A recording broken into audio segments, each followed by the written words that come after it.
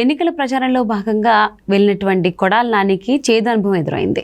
ఒక ఆవిడ అంటే ఒక లేడీ, ఒక మహిళ ఆమె కొడుకు ఎక్కడున్నాడు ఏంటి అని చెప్పేసి తీసుకురండి, తీసుకొచ్చి నాకు చూపించండి అని చెప్పేసి ఆవిడ గట్టిగా అడిగిన ఎన్నికల ప్రచారంలో అని చెప్పేసి ఒక కథనం వచ్చింది. ఈ అంశానికి సంబంధించి మనతో మాట్లాడడానికి, వారి విశ్లేషణని మనతో పంచుకోవడానికి ఈరోజు మనతో పాటు ఉన్నారు senior journalist doctor Durga Vadlamani ఉన్నారు. వారితో మాట్లాడదాం. నమస్తే అండి. నమస్తే. కొడాలి నాని ఆయన ఎన్నికల ప్రచారంలో వెళ్ళినప్పుడు గుడ్లవల్లేరు మండలంలో కూరాడ గ్రామం, అందులో ఒక మహిళ వచ్చి అంటే లిటరల్లీ గల్లా పట్టుకుని అడిగిందని చెప్పేసి అని అంటున్నారు. అంటే నా కొడుకు ఎక్కడున్నాడు తీసుకురండి, నాకు తీసుకొచ్చి చూపించండి అని చెప్పేసి అని. అది అసలు ఏం జరిగింది, ఎందుకు ఆవిడ అంత ఫైర్ అయింది అంటారు? మన జగన్మోహన్ రెడ్డి గారు చెప్పారు కదా, అదే మంత్రులు తర్వాత ఎమ్మెల్యేలు అందరూ కూడా చాలా సౌమ్యులు, మంచివాళ్ళు, స్నేహితులు. ఆ కోవలోకి వస్తారు మన కొడాలి నాని గారు. వారికి అసలు నోరు విప్పితే బూతులు తప్ప రావు, అంత మంచిగా మాట్లాడతాడు ఆయన. ఇప్పుడు అలాగే ఒక సంఘటన జరిగింది.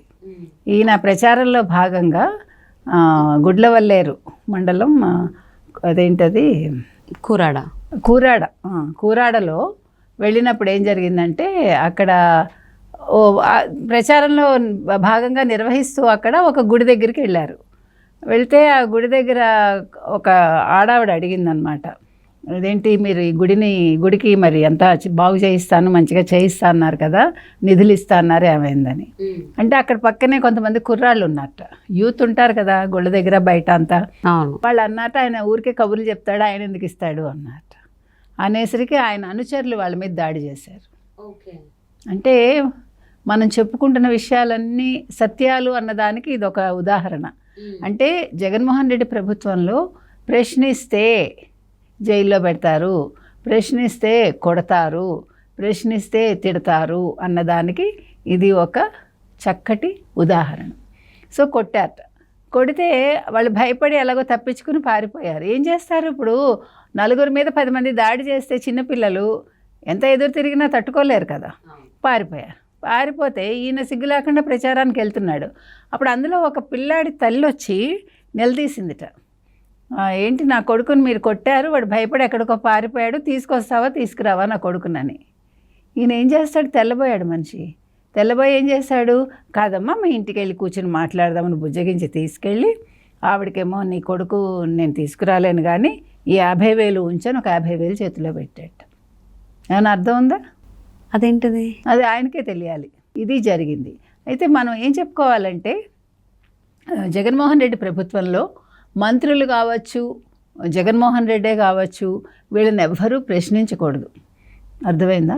ఎందుకంటే ప్రశ్నిస్తే వాళ్ళు చెడ్డవాళ్ళు. వాళ్ళు ఏం చేసినా నోరు మూసుకుని చూడాలి, చూస్తూ నిల్చుండిపోవాలి. లేదు వాళ్ళు తిడుతూ ఉంటే పడాలి, లేదు వాళ్ళు దోచుకుంటుంటే మీరు చూస్తూ ఉండాలి. అవసరమైతే మీ ఆస్తులు కూడా ఇచ్చేయాలి, రాసి ఇచ్చేయాలి. ఇప్పుడు ఆంధ్రప్రదేశ్లో ఉన్న పరిస్థితి ఇది. ఏమంటారు మరి? అంటే కొడుకు తప్పిపోయాడు, కొడుకు లేడు, పారిపోయాడు అంటే 50,000 చేతులు పెట్టడం అది అసలు అర్థం కాకుండా ఉంది. నిజంగా నాకే అర్థం కాలే. డబ్బు ఇవ్వటం ఏంటి? కాదమ్మా నేను యాక్చువల్గా ఆలయానికి డబ్బులు ఇవ్వాలి, ఆలయానికి ఇవ్వకుండా ఆవిడకి డబ్బులు ఇచ్చి అంటే ఆవిడకి లంచం ఇవ్వటమే అది. అప్పుడు ఆ రకంగా చూసుకుంటే ఈవిడ వెంటనే పోలీస్ కంప్లైంట్ ఇచ్చి, నిజంగా అక్కడ ఎవడైనా ఉండి వీడియో తీస్తే దీన్ని పోలీస్ కంప్లైంట్ ఇచ్చి అతను అసలు ప్రచారానికి కాదు కదా, ఎమ్మెల్యేగా నిల్చోటానికి కూడా అనర్హుడని చేయొచ్చు. అవునా? అంటే ఇప్పుడు ప్రూఫ్స్ తీసుకొచ్చి చేయించలేరమంటారా? ఆవిడకి అంత తెలివి ఎక్కడ ఉంటుందమ్మా? ఎవరో పాపం సాధారణ మహిళ, ఆవిడకి ఇవన్నీ ఏం తెలిస్తే ఒక ఎమ్మెల్యే క్యాండిడేటు మీ ఇంటికి వెళ్దామంటే ఆవిడ ఆనందంతో తబ్బిబ్బైపోయి కూడా ఉండొచ్చు. లేదు కొడుకు తప్పిపోయిన బాధలో సర్లే ఈయన వస్తానంటున్నాడని తీసుకెళ్ళి ఉండొచ్చు. ఏదైనా జరగచ్చు. ఇప్పుడు వాళ్ళకి ఏముంటుంది వెనకాల ఎవరి ఇది వాళ్ళకి వెనకాల అండ ఉండదు కదా, అండదండ ఏమి ఉండదు కదా. మామూలు సాధారణ కుటుంబాలు అవన్నీ కూడా. అందులో ఒక ఎమ్మెల్యే, ఇప్పుడు కొడాలి నాని అంటే ప్రతివాడికి భయమే, ఎంత కాదన్నా. ఇలాంటి వాడితే ఎందుకులే అని ఇప్పుడు మామూలుగా చెప్తారు కదా, ఒక చెడ్డవాడిని చూస్తే వెంటనే నమస్కార బాణం పడేయమంటారు. ఎందుకంటే దానివల్ల జరిగే మంచి ఏంటంటే వాడు మంచి ఏం చేయడు, కాకపోతే రేపు పొద్దున చెడు చేయకుండా ఏమైనా కొంచెం ఉంటుందని అంతే. ఇప్పుడు కొడాలి నాని పరిస్థితి అది. అతని మామూలుగానే అతను గుట్కా నవ్వులుతాడు, బూతులు మాట్లాడతాడు, అతనికి వేరే పని పాటు లేదు. జగన్మోహన్ రెడ్డి గారిని భుజానికి ఎత్తుకుని ఆయన తెల్లారు లేస్తే చంద్రబాబు నాయుడు గారినో లోకేష్నో లేకపోతే మన పవన్ కళ్యాణ్నో తిట్టడమే ఆయనకు పని. అభివృద్ధి పనులు ఏవి చేయడు ఎక్కడా కూడా. ఉమ్. అలాంటి పదాలు వాళ్ళ డిక్షనరీలో ఉండవు. అభివృద్ధి, మంచి, సౌమ్యత ఇలాంటి పదాలంతా వాళ్ళ డిక్షనరీలోంచి ఎప్పుడో తీసేశారు. యాక్చువల్గా అది డిక్షనరీస్ రాసిన వాళ్ళు కూడా గుర్తుపెట్టుకుంటే బాగుంటుంది.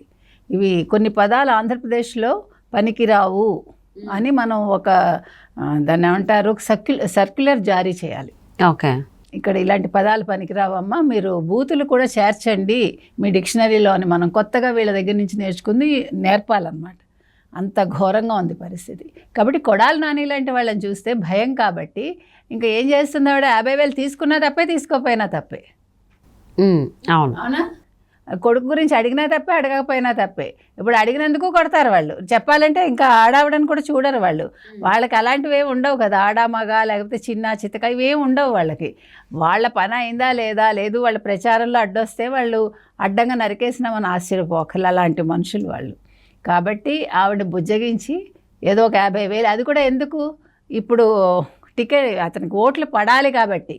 ఇదే ఓట్ల విషయం లేదనుకోండి, ఆవిడ అసలు అడగటానికి కూడా ఆవిడకి నోరు ఉండేది కాదు. ఆ రకంగా చేసి ఉండేవాళ్ళు. ఇప్పుడు అవసరం ఉంది కాబట్టి కొంచెం తగ్గి మనిషి 50,000తో దాన్ని సర్ది చెప్పుకుందాం అనుకున్నాడు. సో అంటే రాబోయేటువంటి రోజుల్లో కూడా ఈయన కనుక ఎదురు తిరిగితే ఇలాగే బాగా ఎదురు తిరుగుతారా జనాలు కొడాలి నానికి? ఇప్పుడు నోరు ఎత్తకుండా ఇంకొక పని చేయొచ్చు వాళ్ళు. ఇప్పుడు ఎదురు తిరిగి ఈ తన్నులు తినేకంట నోరు మూసుకుని ఓటు వేయకుండా ఉంటే, అప్పుడు కొత్త వాళ్ళు వచ్చారనుకోండి, వేరే పార్టీ వాళ్ళు, అప్పుడు ఈయనకు బుద్ధి వస్తుంది. అప్పుడు నోరు మూసుకుని ఇంట్లో పడి ఉంటాడు. వాళ్ళు కూడా ఆలోచించుకుంటారు కదా, ఈ మూర్ఖుడితో మనకెందుకులే, మనం ఎదురు తిరిగి మళ్ళీ తన్నులు తినాలి, దానికంటే ఊరుకున్నంత ఉత్తమం లేదన్నట్టుగా ఊరుకుని వాళ్ళు శుభ్రంగా ఓటు వేసేటప్పుడు వాళ్ళ ఇది చూపిస్తారు, వాళ్ళ ప్రతాపం ఓటర్లు. ఓకే. సో అంటే కొడాలి నాని ఎలానో వాళ్ళ అనుచరులు కూడా అంతే వీరంగా చేస్తారని చెప్పి అనుకోవచ్చా ఈ సంఘటనని బేస్ చేసుకుని? మా ఆవు చేలో మేస్తే దూడ గట్టును మేస్తుందా అని, మరి యథా రాజా తథా శిష్య అని నాయకుడు ఎలా ఉంటే వాళ్ళు అలాగే ఉంటారు. లేకపోతే వాళ్ళ పబ్బం గడవదు కదా. ఇప్పుడు వాళ్ళు మేము ఇలా చెయ్యము అంటే తీసేస్తాడు, వాళ్ళకి భుక్తి ఉండాలి కదా. ఇప్పుడు చదువుకున్న వాళ్ళైతే ఏదో వేరే పనులు చూసుకుంటారు, ఉపాధి చూసుకుంటారు. వీళ్ళందరూ ఏంటంటే పని పాట లేకుండా వచ్చి ఉంటారు. కొంతమంది ఏదో రోజు గడిస్తే చాలే, పూట భోజనం దొరికితే చాలే అనేవాళ్ళు ఉంటారు. అలాంటి వాళ్ళని దగ్గర తీసి పెట్టుకుని వాళ్ళకి ఇలాంటి ట్రైనింగ్ ఇస్తాడనమాట.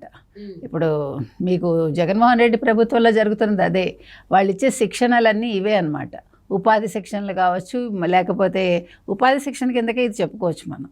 అంటే ఇప్పుడు కొత్త ఒరవడి ఇవన్నీ కూడా. ఓకే. మనం చూసుకుంటే మామూలుగా ఉపాధి శిక్షణ అంటే ఏదో కుటుంబిషనా లేకపోతే మరొక స్కిల్ డెవలప్మెంట్ ఇలాంటివి ఉంటాయి.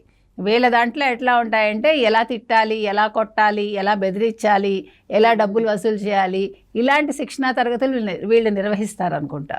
సో ఇదొక ట్రైనింగ్ సెంటర్ లాగా. ఇలాంటిది కూడా వీళ్ళు పెట్టుకుని ఉండొచ్చు, మనకు తెలియదు. ఓకే. సో ఇప్పుడైతే ప్రజెంట్